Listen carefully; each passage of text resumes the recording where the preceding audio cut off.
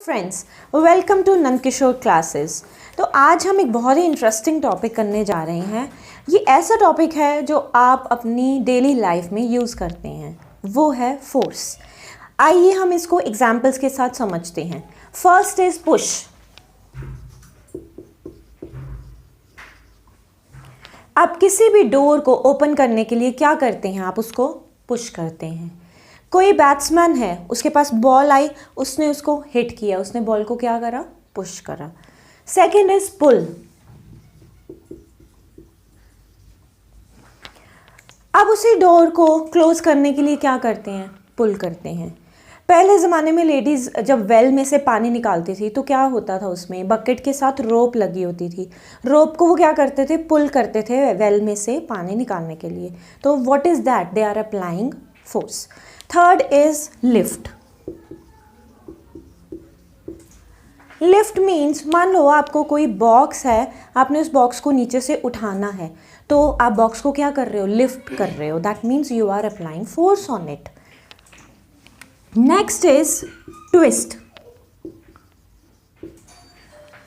जब कपड़े धोते हैं तो पानी निचोड़ने के लिए क्या करते हैं? उसको ट्विस्ट करते हैं सो दैट वाटर निकल जाए उसमें से। तो you are applying force on it.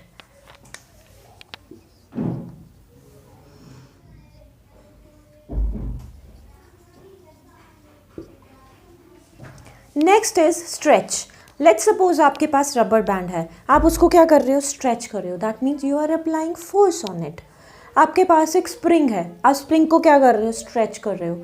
तो that means you are applying force on it. So there are so many examples of force जो आप अपनी रियल लाइफ में, डेली लाइफ में आप उनको यूज करते हो। फोर्स क्या है? फोर्स इज अ पुश और a pull of an object.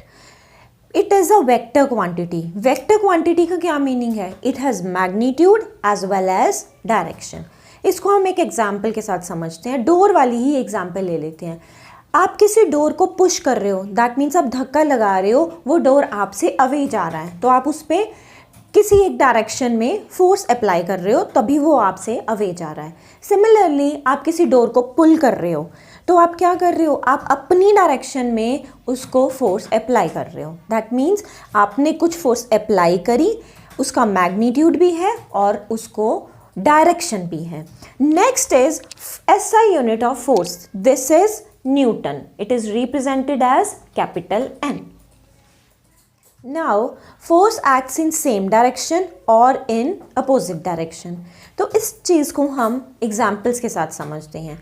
Let's suppose एक बॉक्स है and there are two persons. वो दोनों पर्सन बॉक्स को पुश कर रहे हैं। अब हमें ये देखना है कौन सी डायरेक्शन में। फर्स्ट एग्जाम्पल में क्या है?